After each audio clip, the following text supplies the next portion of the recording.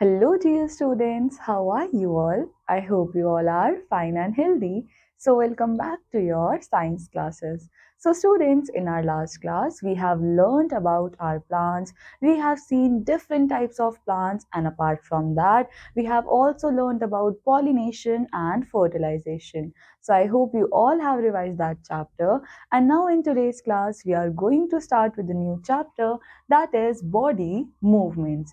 So let's see कि हम इस चैप्टर में क्या क्या पढ़ने वाले हैं. सो we will be able to understand the concept of movement and how it involves using the body to change positions such as walking, running and arm movement. So बच्चों, सबसे पहले हम लोग हमारे मूवमेंट का कॉन्सेप्ट पढ़ने वाले हैं कि हम लोग किस तरह से हमारी पोजीशंस को चेंज कर सकते हैं, हम कैसे हमारी बॉडी को मूव करवा सकते हैं, कौन सी मसल्स इनके अंदर इन्वॉल्व होती है, हम कैसे वॉक कर सकते हैं, रन कर सकते हैं. सो इन सारी चीज़ों के बारे में पढ़ेंगे.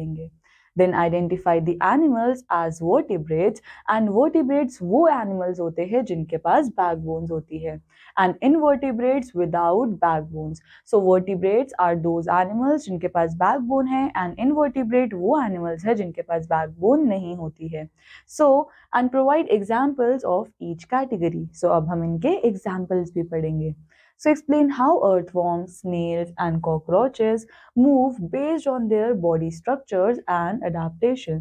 So बच्चों, हम सब लोगों ने earthworm, snail, cockroach इन सब को देखा होगा and अब हम लोग ये भी देखेंगे कि किस तरह से ये अपनी बॉडी को मूव करवा पाते हैं and इन्होंने कैसे कैसे अपने आप को अडेप्ट कर रखा है, इनके अंदर क्या क्या अडेप्टेशंस है.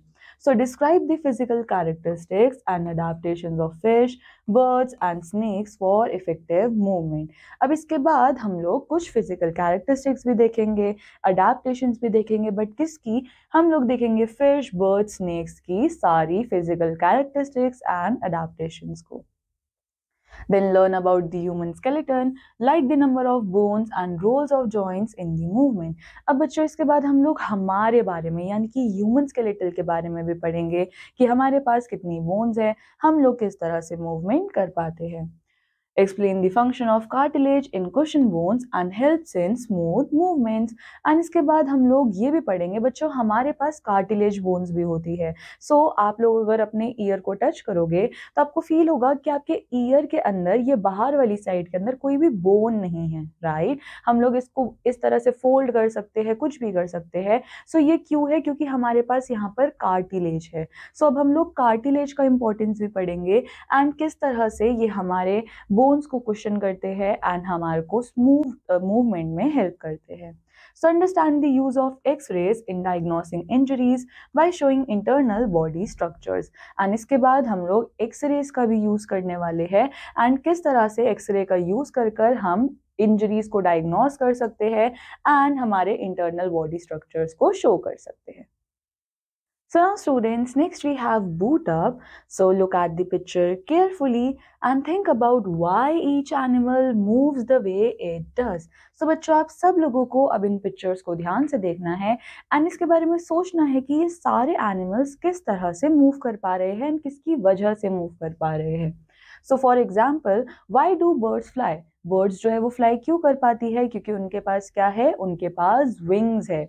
देन अगर आपसे पूछा जाए कि फिशेस जो है वो स्विम क्यों कर पाती है, क्योंकि फिशेस के पास क्या है? फिशेस के पास फिन्स है जिसकी वजह से वो स्विम कर पाती है. So now write the body part that helps each of these animals. So अब आप लोगों को क्या करना है? आपको यहाँ पर जितने भी एनिमल्स है इनके बॉडी पार्ट्स के बारे में बताना है जो कि इन एनिमल्स को मूव करने में हेल्प करते हैं. So now students, here we have dog and we all know कि डॉग जो है वो कैसे मूव कर पाता है. डॉग अपने पॉज की वजह से मूव कर पाता है.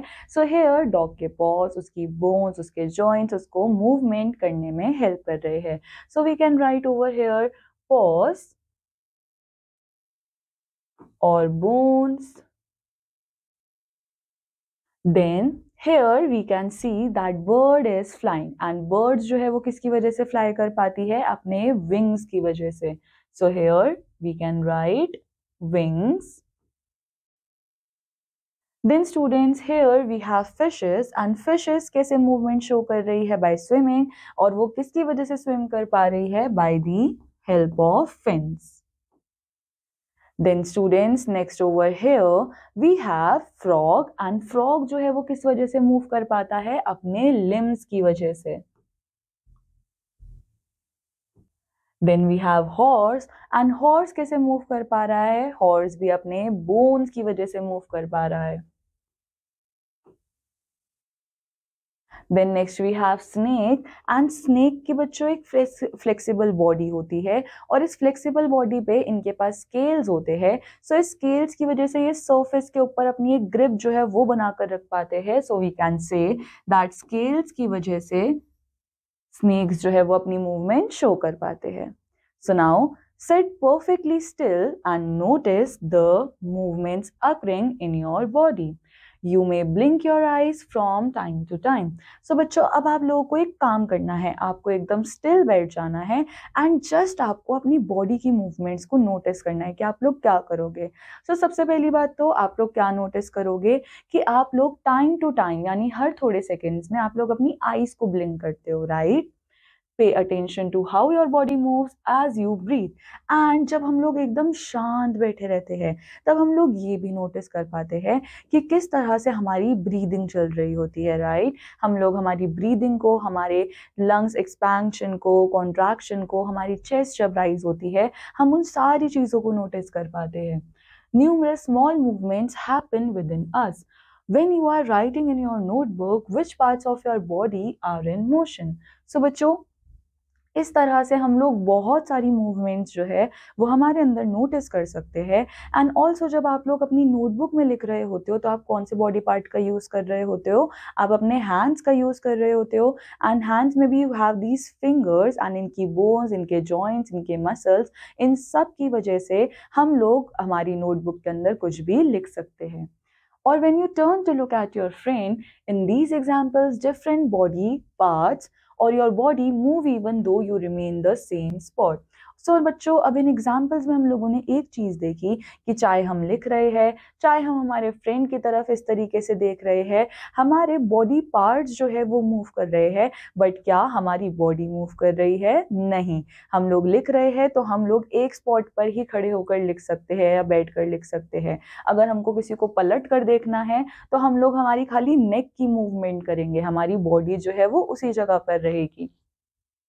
However, you also move from one location to another, standing up to go to your teacher, walking to the playground, or heading home after school. You might walk, run, skip, jump, or move in various ways from one place to another. So now बच्चों, इस तरह से आप लोग क्या कर सकते हो? एक लोकेशन से दूसरी जगह मूव भी कर सकते हो. हमारे पास वेरियस एग्जाम्पल्स होते हैं जिसमें हम एक जगह से दूसरी जगह मूव करते हैं. हमें भागना होता है, हमें खेलना होता है, हमें टीचर्स के पास जाना होता है, हमें स्कूल से घर वापस जाना होता है. सो इन सब में हम हमारी बॉडी की मूवमेंट्स करवा रहे हैं. So now let's explore how animals move from place to place by completing the table after discussing it with your friends, teachers and parents. So now आपको क्या करना है? आपको ये एक्सप्लोर करना है कि किस तरह से एनिमल्स एक जगह से दूसरी जगह मूव कर पाते हैं, एंड ये आप किस तरीके से कंप्लीट करने वाले हो इस टेबल को कंप्लीट करके. एंड इसके लिए आप डिस्कशन कर सकते हो अपने फ्रेंड से, अपने टीचर से, अपने पेरेंट्स से. So now, how do animals move from place to place? So now बच्चों, यहाँ पर हमारे पास क्या है? एनिमल बॉडी पार्ट्स है जिनको हम लोग यूज कर रहे हैं for moving from place to place. So cows जो है वो किसका यूज करती है? लेग्स का, एक जगह से दूसरी जगह ट्रैवल करने में. ह्यूमंस भी लेग्स का यूज करते हैं, राइट? अगर हमको कहीं पे ट्रैवल करना होता है तो हम लोग भी हमारे लेग्स का यूज कर कर ही वॉक कर कर, चल कर या कैसे भी जा सकते हैं. Then we have snake. So snakes जो है वो अपनी पूरी बॉडी का यूज कर रहे होते हैं. Then we have bird. So birds अपने wings and legs का यूज करती है. So अगर birds को उड़ना है, so at that point of time वो अपने wings का यूज करेगी. और जब bird को चलना है, हम लोगों ने bird को hop करते हुए भी तो देखा होगा, right? So उस टाइम पे वो अपने legs का यूज करती है. Then we have insect, and insects जो है वो legs and wings दोनों का यूज करते हैं, just like birds. Then we have fish, and fishes क्या करती है? Fishes भी अपने fins and tails दोनों का यूज करती है. So now students, animals move in many ways such as walking, running, flying, jumping, creeping, crawling, slithering and swimming. सो ना बच्चों, एनिमल्स जो है वो बहुत तरीके से मूव कर सकते हैं एंड एनिमल्स चलते भी है, एनिमल्स भागते भी है, उड़ते भी है, जंप भी करते हैं, क्रीप करते हैं, क्रॉल करते हैं एंड इस तरह से वो स्विमिंग भी करते हैं. But why do animals move so differently? But क्या कभी आपने सोचा है कि एनिमल्स इस तरीके से क्यों मूव कर रहे हैं? ह्यूमंस तो जो है वो लेग्स की वजह से मूव कर पाते हैं, बट एनिमल्स क्रीप भी कर रहे हैं, क्रॉल भी कर रहे हैं, स्लिदर भी कर रहे हैं, स्विम भी कर रहे हैं. सो ऐसा क्यों? Why do some animals walk while a snake slithers or a fish swims? So अब हमारे पास बहुत variety of animals है. कुछ animals चल रहे हैं, कुछ swim कर रहे हैं, कुछ slither कर रहे हैं, but ऐसा क्यों? ऐसा क्या है उन लोगों के अंदर? So now let's see first of all about what is movement. So when human animals, birds and other living things move their bodies to switch positions, we call it body motion or movement. सो बच्चों, जब भी कोई human, कोई animal, कोई bird क्या करता है, अपनी बॉडी को मूव करता है जिससे वो अपनी पोजीशन को स्विच कर सकता है, अपनी पोजीशन को बदल सकता है. सो हम इस तरीके की बॉडी मोशन को क्या बोलते हैं? मूवमेंट. सो या तो हम इसको बॉडी मोशन बोल सकते हैं या फिर हम इसको मूवमेंट बोल सकते हैं. So it is like when you walk, run, jump और इवन वेव योर आर्म्स. सो अब बच्चों, ये मूवमेंट जो है वो हम कब कब बोल सकते हैं? जब आप चल रहे हो, आप भाग रहे हो या फिर आप अपने आर्म्स को भी वेव कर रहे हो. सो इसको भी हम लोग क्या बोलेंगे? Movement. So all things do this to get around, find food, play or do other things. So बच्चों, जितने भी living things है वो सब क्या करते हैं? वो इसी तरीके से आसपास अपने खाना ढूंढ पाते हैं, एक जगह से दूसरी जगह ट्रैवल कर पाते हैं, खेल पाते हैं. So whether it is us, animals or birds, when we change where our location using our body, it is called body motion or movement. So बच्चों, अब चाहे कोई एनिमल है, कोई ह्यूमन बीइंग है, कोई इंसेक्ट है, जो भी है, अगर वो अपनी बॉडी की लोकेशन को बदल रहा है, सो हम इस तरीके की चेंज को क्या बोलेंगे? Movement. So our backbone helps us stand up straight and move around. So बच्चों, हमारी जो बैकबोन है, आप लोगों ने देखा होगा कि हमारी बैकबोन हम लोगों को किस चीज में हेल्प करती है कि हम लोग एकदम स्ट्रेट खड़े रहे, right? So Animals are divided into groups based on whether they have a backbone. So इसलिए अब हम लोगों ने क्या करा? हम लोगों ने सबसे पहला क्लासिफिकेशन किया है एनिमल्स का on the basis of backbone only. So कुछ एनिमल्स के पास बैकबोन होती है, कुछ के पास नहीं होती. सो जिन एनिमल्स के पास बैकबोन है, हमने उनको वर्टिब्रेट्स ग्रुप के अंदर रखा. So vertebrates, these are the animals that have a backbone. Animals include frogs, lizards, horses and birds. So now बच्चों, vertebrates के अंदर हमारे पास वो animals आते हैं जिनके पास backbone होती है. And इनके examples क्या है हमारे पास? Frogs, lizards, horses, birds, इन सब के पास backbone होती है. Then we are going to know about invertebrates. So these are animals that do not have backbone. So invertebrates का मतलब क्या है? कि इनके पास backbone नहीं है. सो एग्जाम्पल्स क्या है इनके? worms, snails and cockroaches. सो ये आएंगे इनवर्टिब्रेट्स के अंदर. नाउ बच्चों, हम लोग समझने वाले हैं movement in an earthworm. So earthworm, it is a type of animal without backbone. So हम लोगों ने अभी अभी एक चीज देखी कि अर्थवॉर्म जो है वो इनवर्टिब्रेट का एग्जाम्पल है एंड इसका मतलब कि अर्थवॉर्म के पास बैकबोन नहीं है. So it has a long soft body that looks like a tube. So अब ये अर्थवॉर्म कैसा लगता है? ये छोटा सा होता है और एक ट्यूब लाइक स्ट्रक्चर जैसा दिखता है, right? So the body is divided into parts called segments. अब हम लोगों ने क्या किया है? अर्थवॉर्म की बॉडी को अगर हमने कभी भी ध्यान से ऑब्जर्व किया है तो हमें ये दिखता होगा कि अर्थवॉर्म की बॉडी जो है वो सेगमेंट्स में डिवाइडेड है, वो कुछ कुछ हिस्सों में डिवाइडेड है, right? So it moves by stretching and contracting these segments. So अब earthworm जो है वो किस तरीके से मूव कर पाता है? वो अपने आप को स्ट्रेच करके, देन अपने आप को कॉन्ट्रैक्ट करके, इस तरह से वो मूवमेंट शो करता है. सो हम सब लोगों ने अगर कभी ना कभी earthworm को मूव करते हुए जरूर देखा होगा. सो हम लोग देखते हैं कि जब earthworm मूव कर रहा होता है, सो एक सेकेंड के लिए उसकी बॉडी स्ट्रेच होती है यानी कि बड़ी होती है, नेक्स्ट सेकेंड ही उसकी बॉडी कॉन्ट्रैक्ट हो जाती है यानी कि छोटी हो जाती है. So now When an earthworm wants to move forward, it extends the front part of its body while anchoring the back part. So now बच्चों, अब यहाँ पर हम लोग देख सकते हैं earthworm की मूवमेंट को. So आप सब लोग देखो कि जब भी earthworm को आगे की तरफ मूव करना है, so वो क्या कर रहा है, वो अपने हेड वाले पार्ट को इस तरह से आगे की तरफ एक्सटेंड कर रहा है, right? So then it anchors the front part and pulls the back part forward. And इस तरह से वो अपने फ्रंट पार्ट को आगे की तरफ खींचता है एंड देन वो अपने बैक पार्ट को भी क्या करता है, आगे की तरफ खींचता है.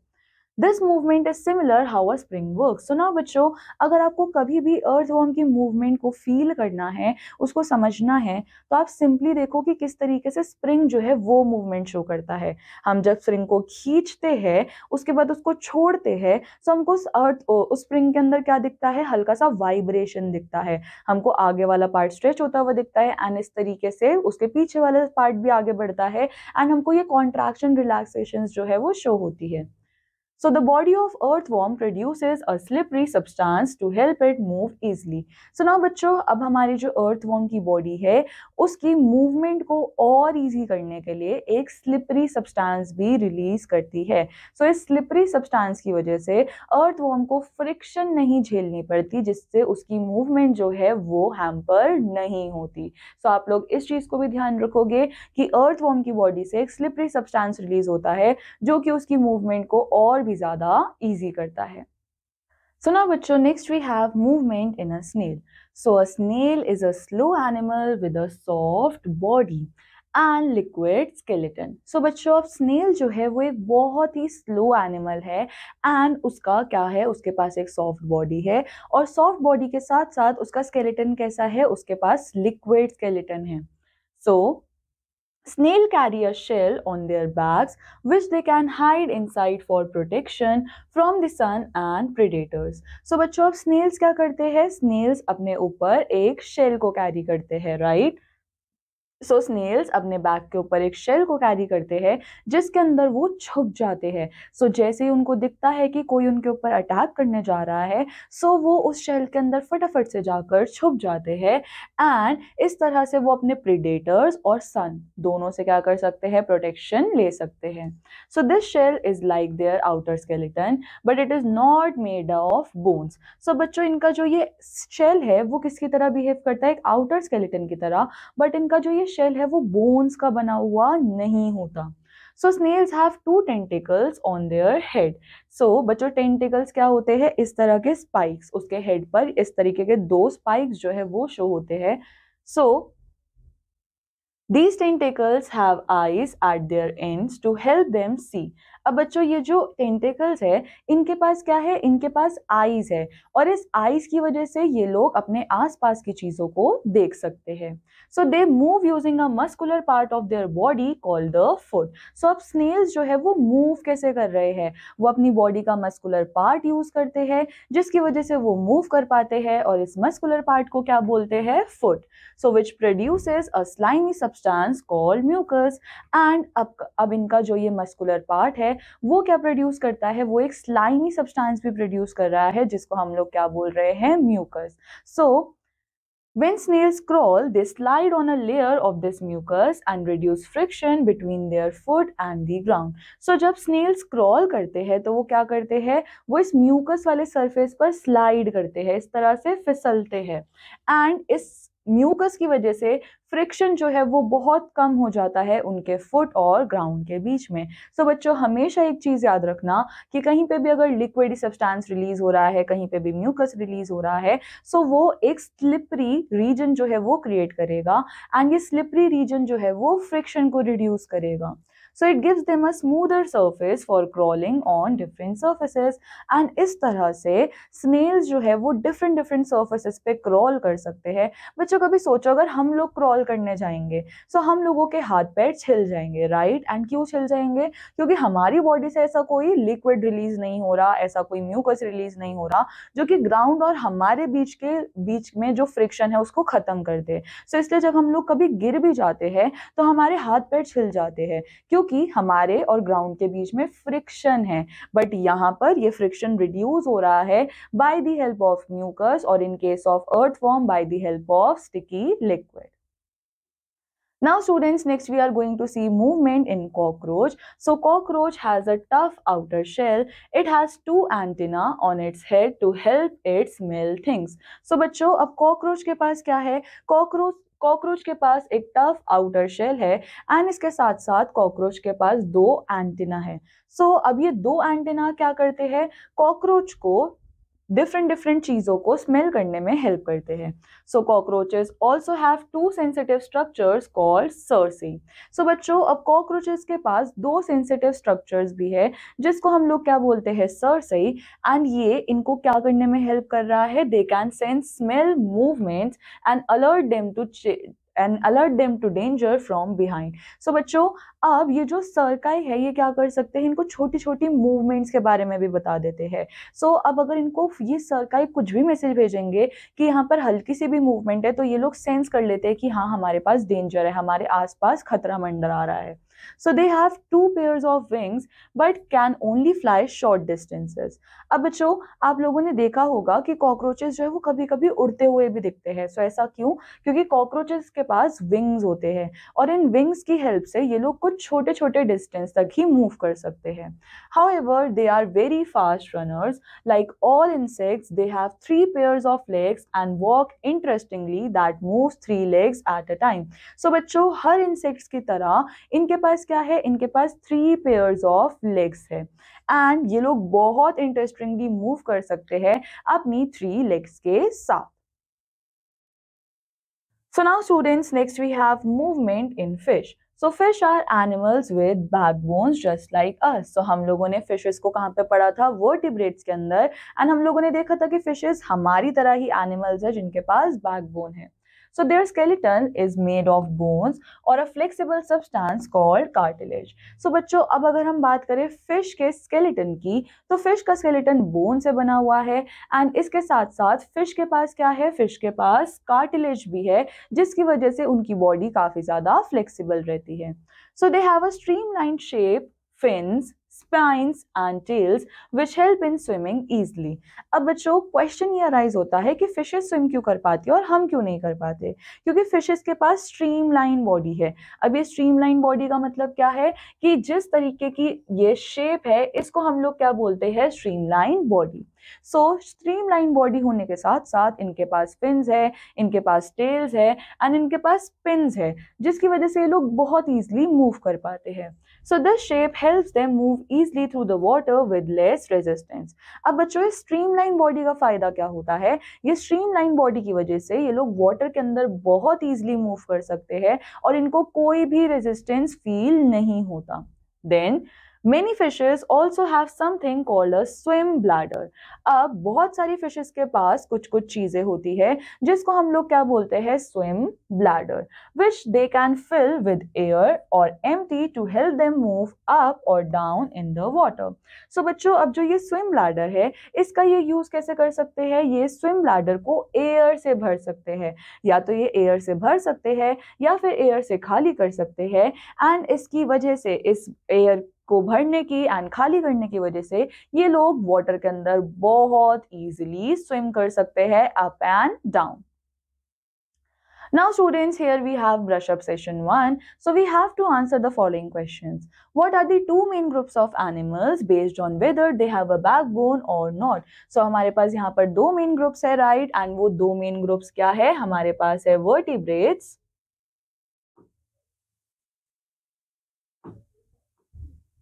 and invertebrates.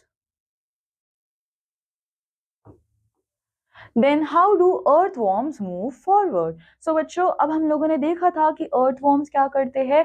earthworm अपनी बॉडी को स्ट्रेच करते हैं, देन रिलैक्स करते हैं, स्ट्रेच करते हैं एंड रिलैक्स करते हैं और इस मूवमेंट की वजह से वो अपनी बॉडी को आगे मूव करवा पाते हैं. अपार्ट फ्रॉम दैट उनकी बॉडी एक लिक्विड सब्सटेंस भी रिलीज करती है जो कि ग्राउंड और उनके बीच में फ्रिक्शन को रिड्यूस करता है. So you have to explain this over here. Then what substance do snails produce to help them move smoothly?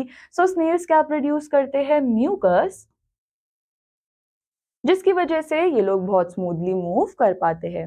So how do cockroaches sense movements behind them? So बच्चों, cockroaches जो है वो movements किसकी वजह से detect कर पाते थे? By the help of cerci, right. And now बच्चों, अब आपको यहाँ पर कॉकरोचेस की वॉक को जो है वो डिस्क्राइब भी करना है। Now students, next we have movement in birds. So birds are amazing animals because they can do more than fly. So बच्चों, अब हम बर्ड्स को एक बहुत ही अमेजिंग एनिमल बोल रहे हैं, एंड इसके पीछे का रीजन क्या है? क्योंकि बर्ड्स जो है वो फ्लाई करने के अलावा भी बहुत कुछ कर सकती है। So they can also walk, run and hop on the ground like swan and ducks. So बच्चों, हम सबको पता है कि बर्ड्स फ्लाई तो करती है, बट फ्लाई करने के साथ साथ बर्ड्स जो है वो चल सकती है, वो हॉप कर सकती है, एंड ऑल्सो वो भाग भी सकती है। और ये सारे फीचर्स हम लोग स्वैन्स और डक्स में भी देखते हैं। So they can even swim in water, and birds और क्या कर सकती है? वो वाटर के अंदर स्विम भी कर सकती है। So birds have special features that help them fly. So बच्चों, अब birds के पास एक special feature भी है जिससे वो लोग उड़ सकते हैं। So their bodies are shaped to move easily through the air with hollow bones making them lightweight. अब बच्चों, birds की body कैसी होती है? Birds की भी हमारे पास streamline bodies होती है, जिसकी वजह से ये लोग बहुत easily air के अंदर move कर सकते हैं। एंड बिसाइड्स दैट, बर्ड के पास हॉलो बोन्स होती है। सो ये हॉलो बोन्स जो है वो एयर से फिल हो जाती है, एंड खुद ही सोचो, जब किसी चीज के अंदर हवा भर जाएगी तो वो चीज कितनी लाइट फील होती है। सो इन हॉलो बोन्स में एयर फिल होने की वजह से इनकी बॉडी बहुत ज्यादा लाइट वेट होती है, जिसकी वजह से ये लोग इजिली फ्लाई कर सकते हैं। So their wings are powered by strong chest muscles and help in flight. अब बच्चों, इनके जो विंग्स है वो किससे अटैच्ड होते हैं? इनके विंग्स जो है वो चेस्ट से अटैच्ड होते हैं, जिसकी वजह से इनके विंग्स को एक पावर मिलती है, सपोर्ट मिलता है, एंड ये लोग उड़ सकते हैं। So when birds fly, they use specific movement in their wings. So अब जब birds उड़ती है तो वो कुछ specific movements कर रही होती है, and वो specific movement क्या है? Downstroke and upstroke movement. So first, they move their wings downward and forward to lift their body into the air. So बच्चों, सबसे पहले birds क्या करती है? वो अपने wings को downward, नीचे की तरफ, and forward move करवाती है इस तरह से, जिससे कि वो अपनी बॉडी को सबसे पहले ऊपर की तरफ लिफ्ट करवा पाए। This is called down stroke. Then they lift their wings upward in preparation for another down stroke, and इसके बाद अब वो अपने विंग्स को इस तरीके से अपवर्ड की तरफ फैलाती है, जिससे कि वो दूसरे डाउन स्ट्रोक मूवमेंट को प्रिपेयर कर पाए। सो आप लोग देखो कि सबसे पहले बर्ड ने क्या करा है? अपने विंग्स को डाउनवर्ड और फॉरवर्ड किया, देन उसके बाद वो दोबारा से अपवर्ड कर रही है, एंड इन्हीं मूवमेंट्स को हम लोग बोलते हैं down stroke and up stroke. So now students, here we have pick up more. So cartilage is a strong but flexible material softer than bone.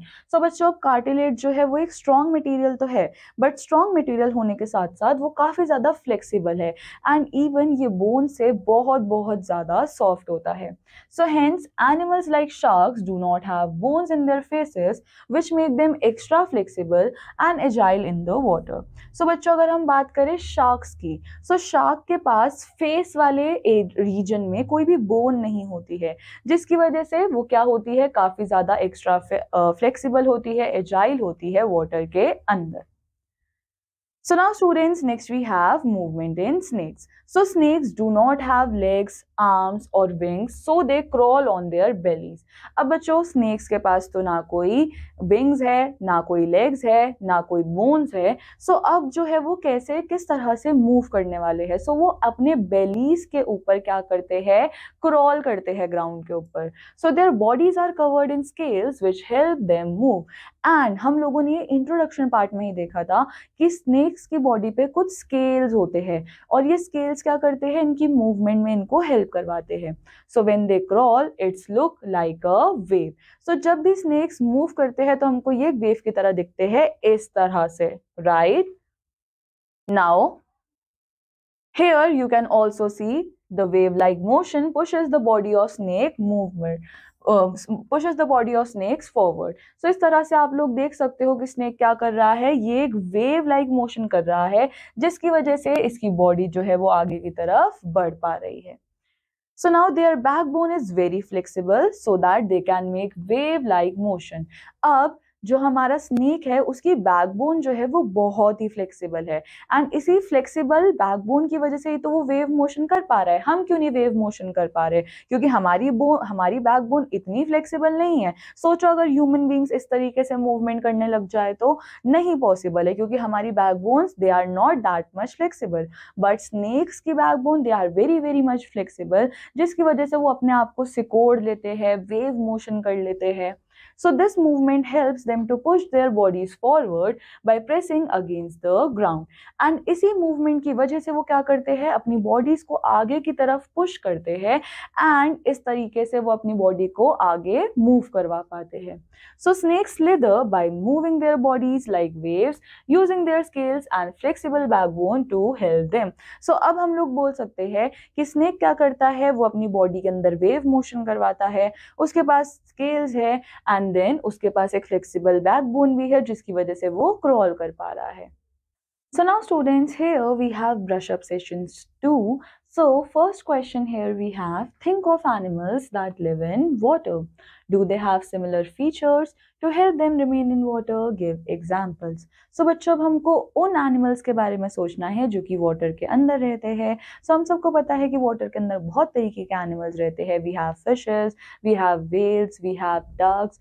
So अब हमको इन सारे एनिमल्स के फीचर्स को एक बार देखना है एंड हमको बताना है कि क्या इनके फीचर्स कहीं ना कहीं एक दूसरे से रिलेटेड है. सो यस बच्चों, इन सब के अंदर कहीं ना कहीं सिमिलर फीचर्स होते हैं. फॉर एग्जाम्पल, सबके पास स्ट्रीमलाइन बॉडी होती है जिसकी वजह से ये लोग क्या कर सकते हैं, वाटर के अंदर इजीली स्विम कर सकते हैं. सबके पास फिन्स होते हैं, सबके पास गिल्स होते हैं जिससे ये ब्रीथ कर सकते हैं.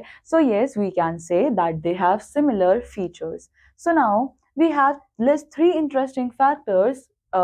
interesting facts about swim bladders. So बच्चों, swim bladders के 3 interesting facts क्या है हम लोगों के पास. सबसे पहले swim bladder क्या करता है, वो buoyancy maintain करने में help कर रहा है. So now what is buoyancy?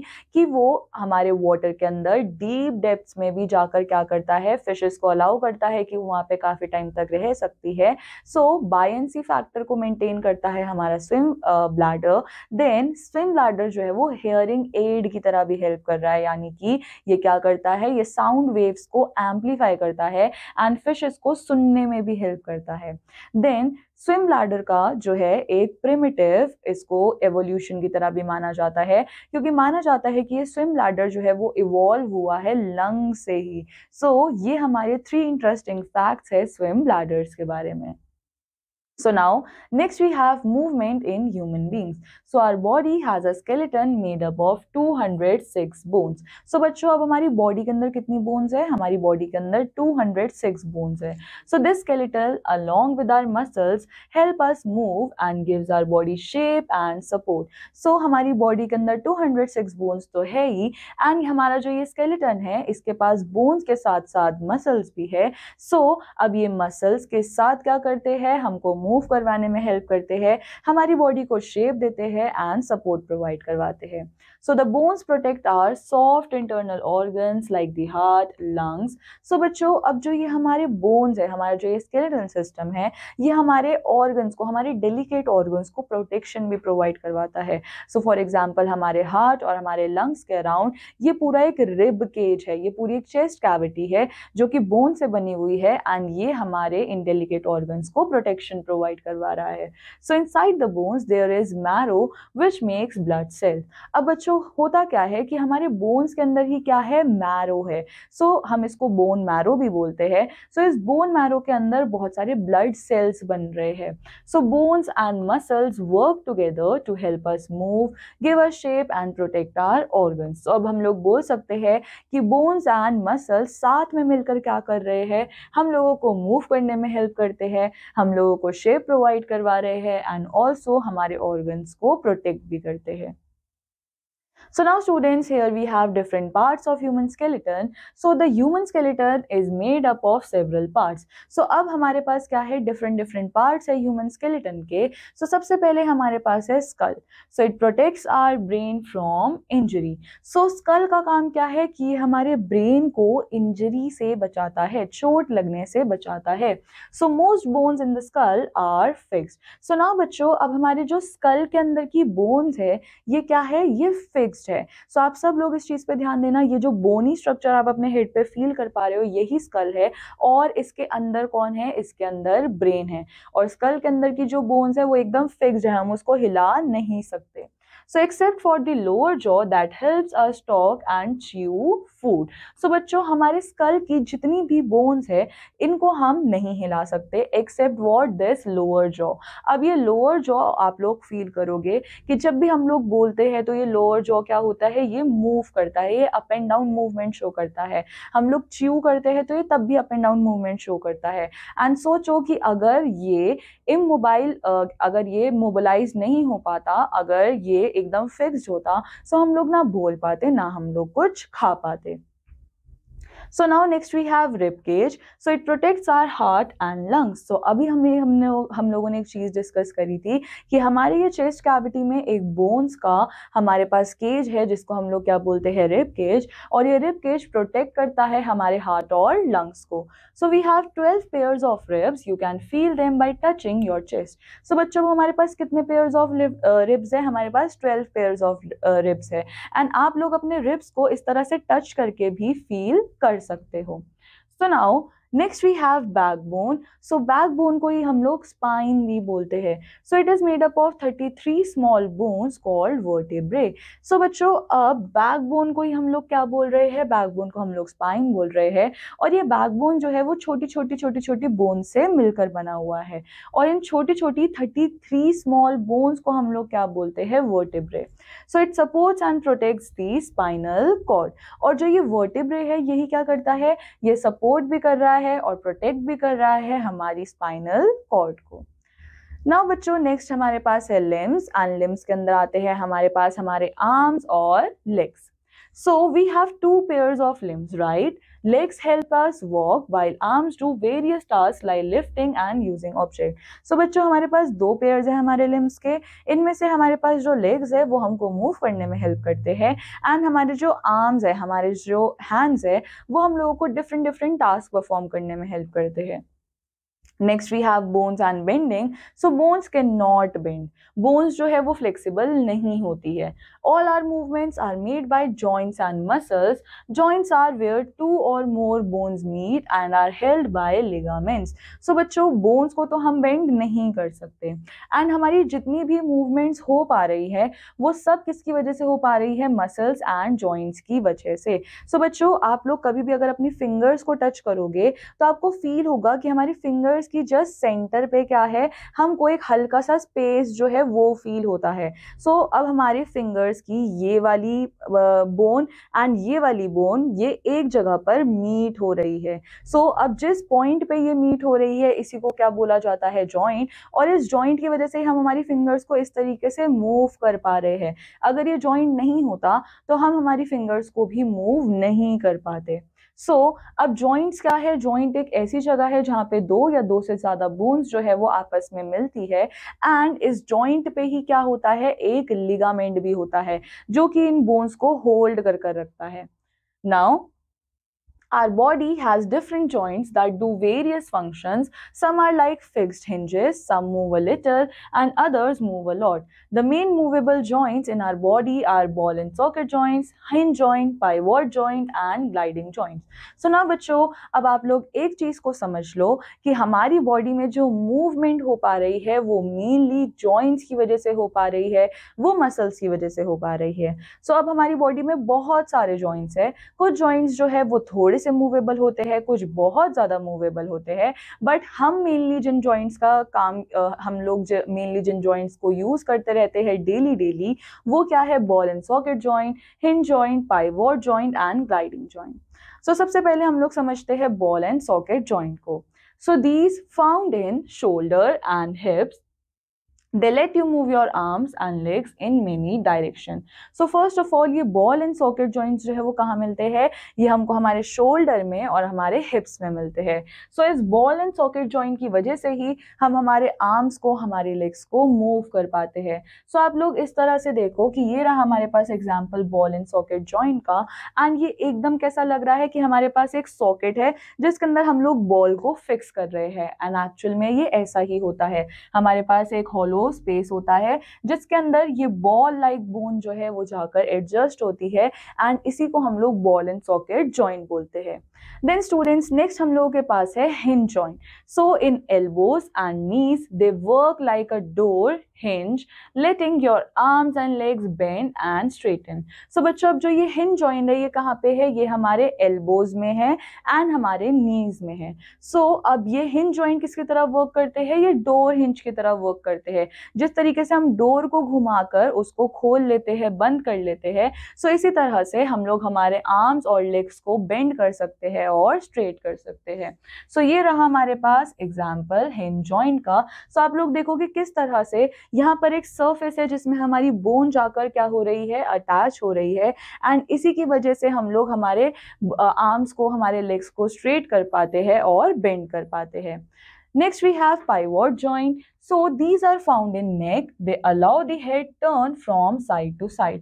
So बच्चों, ये pivot joint कहाँ पे है? ये हमारे neck के अंदर है, and ये क्या allow करता है? ये हमारे head को, neck को इस तरीके से हर direction में move करने में help करता है. So अगर हम हमारी neck को इस तरीके से move करवा पाते हैं, that is because of pivot joint only. Now here we have gliding joint. So in wrist and ankles, they allow the hands and feet move smoothly in different direction. So अब ये gliding joints कहाँ पे है? ये है हमारे wrist में, हमारे ankles में, and इसी की वजह से ये हमारे hands को और हमारे feet को allow करते हैं कि हम इनको different directions में घुमा सकते हैं. So now these joints help us move around and do all activities such as running, jumping and playing games. So बच्चों, अब इन joints की वजह से ही हम लोग क्या कर पाते हैं? हम लोग हमारे आसपास घूम पा रहे हैं, हम लोग different activity कर पा रहे हैं, jump करेंगे, run करेंगे. So that is because of these joints only. So now students, next we have how bones helps us move.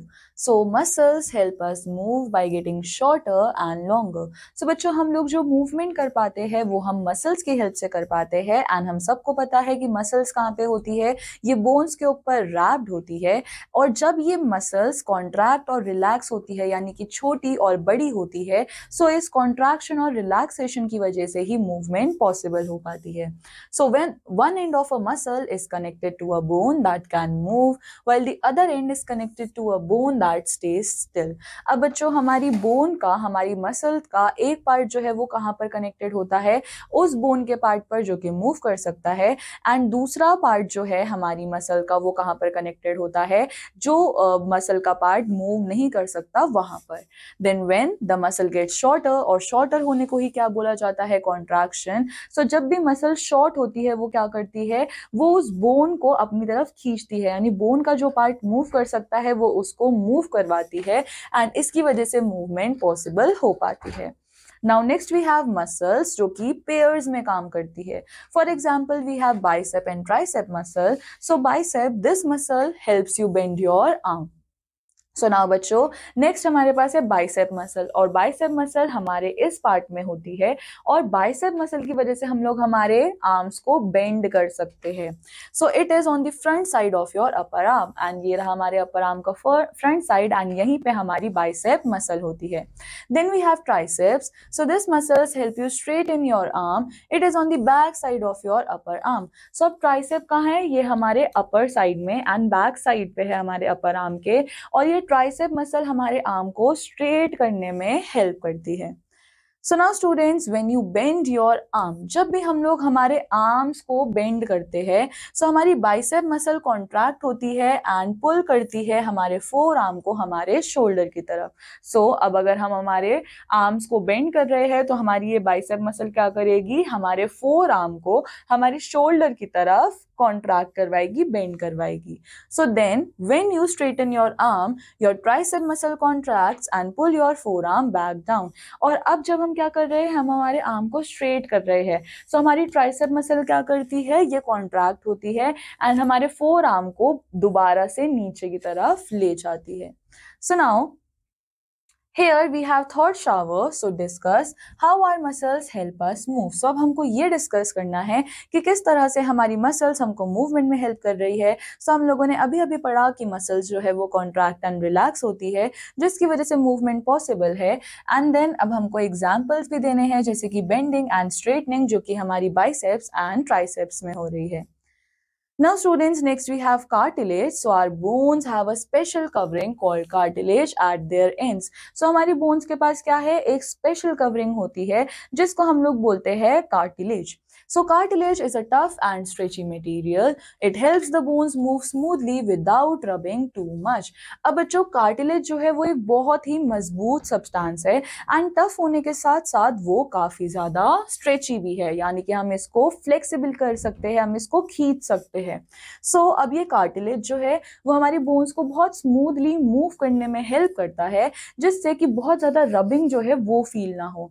So cartilage is not just in our bones. अब cartilage खाली हमारी bones के अंदर ही नहीं होता है, it is also formed in certain parts like the upper part of your ear and front of your nose. So बच्चों अब ये कार्टिलेज हमारे कुछ कुछ बॉडी पार्ट्स में फॉर्म होता है, जैसे कि हमारे ईयर के अपर पार्ट में, हमारे नोज के टॉप पे. एंड इस कार्टिलेज की वजह से ही हमारे ईयर का जो ये अपर पार्ट है ये बहुत ज्यादा फ्लेक्सिबल है एंड हमारी नोज का जो ये टॉप है ये भी बहुत ज्यादा फ्लेक्सिबल है. So these areas are softer than bone and can bend a little. So cartilage is like cushions that help our body move comfortably and stay flexible. So अब जो ये कार्टिलेज है ये बोन से काफी ज्यादा सॉफ्ट होते हैं एंड बोन से सॉफ्ट होने की वजह से हम इनको बेंड करवा सकते हैं एंड मूवमेंट्स करवा सकते हैं. सो ये कार्टिलेज जो है वो हमारे को फ्लेक्सिबिलिटी प्रोवाइड करवा रहा है एंड हमारी बॉडी मूवमेंट्स को इजी कर रहा है. Now students, next we have x-rays. So when we get hurt badly, doctors might take a special picture called an x-ray of the injured part. So बच्चों जब भी किसी को लगता है कि वो गिर गया है, उसकी बोन में कुछ हुआ है, या फिर हम लोग खेलते हैं फुटबॉल वगैरह, उसमें हमको लगता है कि हमारा पैर ट्विस्ट हो गया है, सो हम सबसे पहले डॉक्टर के पास जाते हैं एंड डॉक्टर हमको बोलता है कि एक्सरे परफॉर्म करते हैं. सो एक्सरे है क्या, एक्सरे हमारे पास एक इमेज होती है जिससे हम लोग हमारी बोन्स को देख सकते हैं. So this helps them look inside their bodies to check for broken bones. And X-rays mainly करवाया जाता है हमारी बॉडी की बोन्स को देखने के लिए, जिससे हम डिटेक्ट कर सकते हैं कि क्या हमारी बॉडी की कोई बोन जो है वो टूटी तो नहीं हुई. For example, if someone hurts their chest, doctor might take an X-ray picture. This X-rays show that bones inside that helps doctor see if there are any cracks or breaks in the bones. So बच्चों for example मान लेते हैं कि किसी के chest में चोट लगी है, so डॉक्टर उनको क्या बोलेगा, एक्सरे करवाने के लिए. so अब वो एक्सरे एक इमेज आएगी जिससे हम चेस्ट की बोन्स को देख सकते हैं एंड डिटेक्ट कर सकते हैं कि क्या यहाँ पर कोई बोन टूटी तो नहीं हुई. Now it is like taking a photo to see if anything's broken inside so the doctor can decide the best way to help us feel better. So X-ray is simply is what we are taking a photo, जिससे हम लोग detect कर सकते हैं कि क्या कोई bone अंदर टूटी तो नहीं हुई एंड इसके बाद डॉक्टर्स जो है वो डिसाइड कर सकते हैं कि उनको क्या ट्रीटमेंट करना है. So now students, next we have glossary. So glossary में we have first word that is backbone and हम सब ने देखा कि backbone क्या है, ये एक main supporting structure है जो कि हमारी बॉडी को strength देता है and also हमारी बॉडी को support करता है. Now we have anchoring. So anchoring का मतलब क्या होता है कि खाली एक fixed place पर रहना. Now we have predators and predators का मतलब क्या होता है, वो animals जो कि hunt करते हैं और kill करते हैं दूसरे animals को. Then we have tentacles और tentacles एक long और flexible part है जो कि कुछ animals use करते हैं जिससे वो catch कर सकते हैं अपने food को and अपने surroundings में जो जो चीजें हो रही है वो उसको observe कर सकते हैं. Then we have antenna. So antenna एक thin और sensitive part है जो कि हमको insects के head पे देखने को मिलता है और इस antenna की वजह से वो अपने आसपास की चीजों को sense कर सकते हैं. Then we have spinal cord. So spinal cord क्या है, वो nerve का bundle है हमारे backbone के अंदर. Then we have ligaments और ligaments strong bands है tissue के जो कि connect करते हैं हमारी bones को. Now students next we have wrap up. So animals इनको क्लासिफाई किया गया है दो मेन ग्रुप्स में, वर्टिब्रेट्स में और इनवर्टिब्रेट्स में. सो अब यहाँ पर हम लोग डिसाइड कर सकते हैं कि वेदर इनके पास बैकबोन है या फिर नहीं. Then we have earthworm. And earthworm अपनी बॉडी को मूव करवा सकते हैं, वो अपने बॉडी सेगमेंट्स को शॉर्ट कर सकते हैं, लॉन्ग कर सकते हैं, जिससे वो आगे की तरफ क्रॉल कर सकते हैं. Then we have snakes. तो स्नेक्स क्या करते हैं, वो अपने आप को आगे की तरफ पुश करते हैं एंड इसके लिए वो अपने बेली और स्केल्स को यूज करते हैं, वाइल उनके पास फ्लेक्सिबल बैकबोन भी होती है जिसकी वजह से वो स्लिदर कर पाते हैं. Then we have human skeleton. So human skeleton के पास थ्री मेन टाइप्स जॉइंट्स है, fix joint, slightly movable joint and freely movable joint. So freely movable joint को हम लोगों ने 4 कैटेगरीज में डिवाइड किया है, that is ball and socket joint जो कि हमारे शोल्डर एंड हिप में होता है. Then we have hinge joint जो कि हमारे एल्बो एंड नी में होता है. Then we have pivot joint जो कि हमारी नेक में है. And last we have gliding joint जो कि हमारे रिस्ट एंड एंकल्स में है. Now we have joints. So joints क्या है, वो दो बोन्स को आपस में मीट करवाता है एंड हेल्प ऑफ मसल्स की वजह से वो बोन्स की मूवमेंट करवा पाता है. So now students, on the basis of the chapter, you have this exercise over here in which you have few questions and you have case study and also you have prescribed questions. So I want you all to complete this exercise and this completes our chapter. I hope आप सब लोगों को ये chapter समझ आया होगा. So I'll meet you in the next chapter. Till then, take care. Bye bye.